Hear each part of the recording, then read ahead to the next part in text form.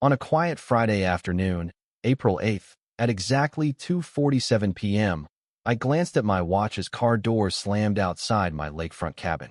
My heart raced.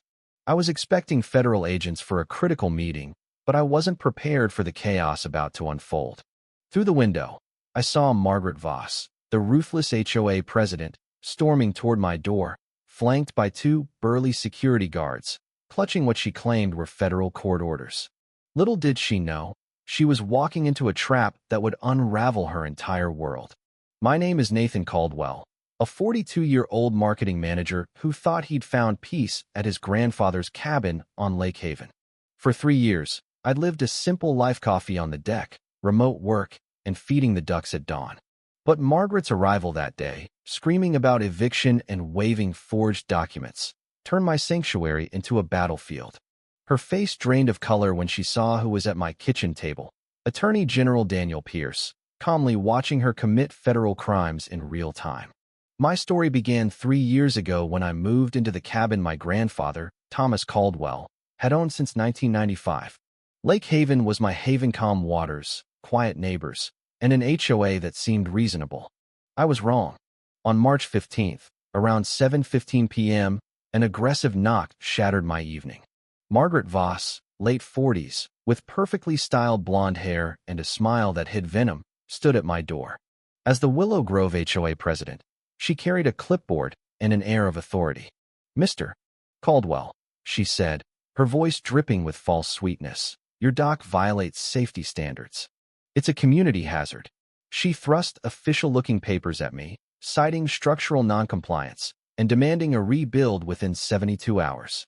I'm no fan of confrontation, so I nodded, stunned, as she rattled off legal jargon about liability and fines. That night, I hired a contractor, shelling out $800 to fix a dock that had stood solid for decades, thinking compliance would end the issue.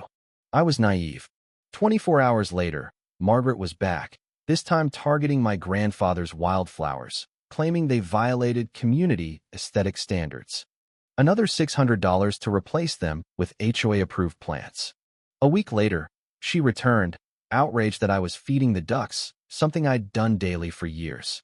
She presented photos and scientific reports about environmental harm, demanding I install a wildlife deterrent system. My patience frayed, but it was my neighbor, Mrs. Clara Hensley, 67, who changed everything. She pulled me aside, her eyes filled with fear. "Nathan, she did this to my nephew last year, endless violations until he sold his house for pennies to escape her."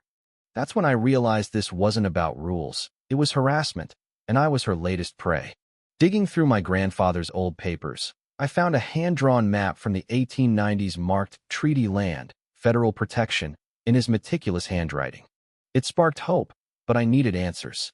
The next day, I drove to the county courthouse, navigating an outdated computer system to uncover a chilling pattern. 8 lakefront properties sold in the last 2 years, all at 40 to 60% below market value after prolonged HOA disputes. Each was bought by the same developer. The pieces fell into place. Margaret was forcing sales for profit. Furious, I called the federal civil rights hotline. To my shock, the intake specialist said, "We've been waiting for someone like you." They transferred me to an investigator who revealed a 10-month probe into property fraud rings. My case fit perfectly. Meeting Attorney General Daniel Pierce was surreal. In a federal building, surrounded by security, he spread my documents, violation notices, receipts, Clara's statement across a conference table. "Your case," he said, "ties directly to Margaret's husband, James Voss, a city councilman orchestrating zoning changes for developers." The scheme was simple but vicious. Margaret harassed homeowners with violations, driving them to sell cheap, while James fast-tracked permits for lakefront developments. Pierce needed real-time evidence, and I agreed to document every move Margaret made. Back home, Clara confirmed the pattern, sharing her nephew's story of relentless violations that mirrored mine. The community was divided: half supported Margaret out of fear, while others whispered their own harassment tales. Then I uncovered the game-changer.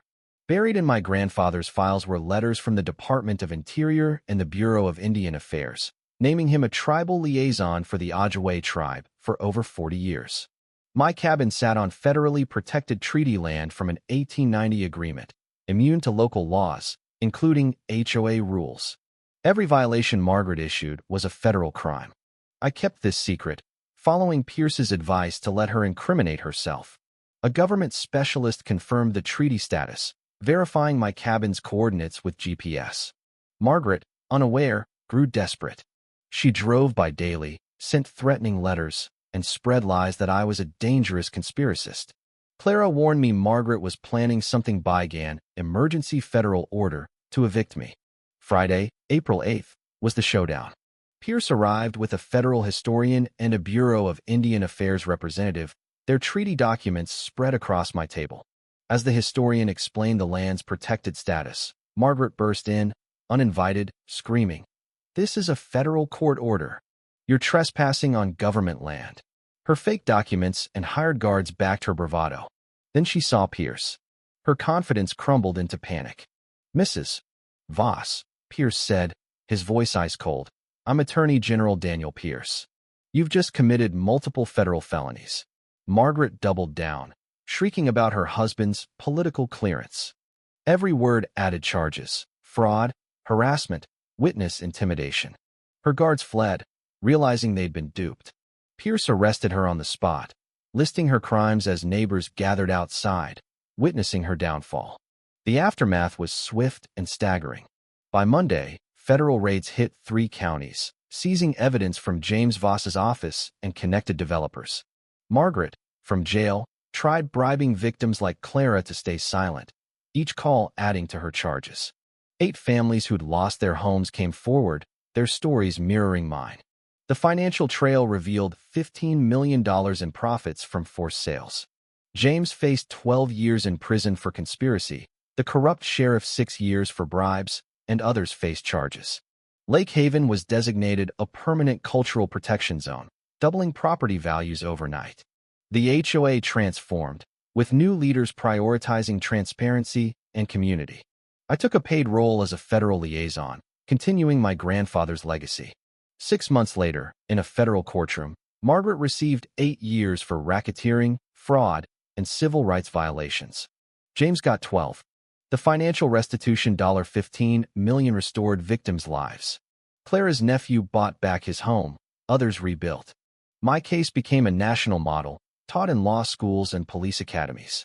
Sitting on my deck, watching Lake Haven's sunset, I felt peace return. Clara, now a close friend, brought soup and shared stories of my grandfather's quiet dedication. He'd protected this land for decades, and I'd honored his legacy by exposing a corrupt empire. Margaret's greed made her untouchable until she targeted the wrong cabin. Sometimes, justice waits in dusty papers, ready to strike when arrogance overreaches.